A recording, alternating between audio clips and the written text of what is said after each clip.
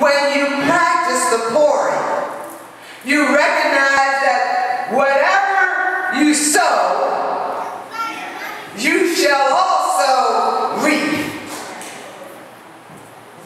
When you practice the pouring, you recognize if you sown during affliction, you shall reap with abundance. If you sown during pain, you shall reap with joy. If you sow in tears, you're going to reap in laughter. If you sow when you didn't have anything, you shall reap and have it all. If you sow when you were last, you're going to reap because God's going to make you first. He said so, didn't he? Didn't he say he was going to make the tail the head? That's what he said.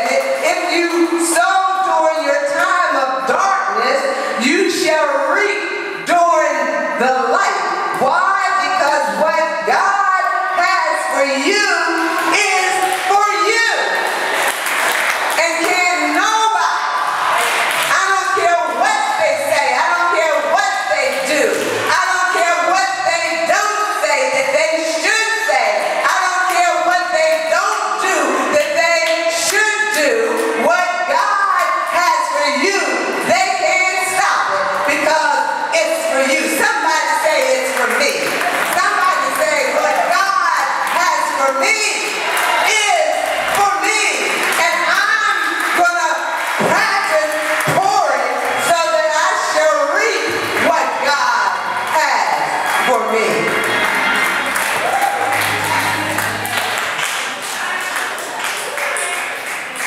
What was Mary doing when she poured that oil on Jesus' head?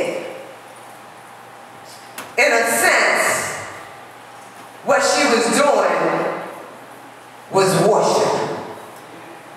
To her, it was worth it to pour what she had on the Most High God. You do know that our word worship and our word worth are connected. Worship is realizing the worship of a thing or a person. So the question you have to ask today is this: how much is Jesus worth it to you? I can tell you how much he's worth it to me, but that's not the question. The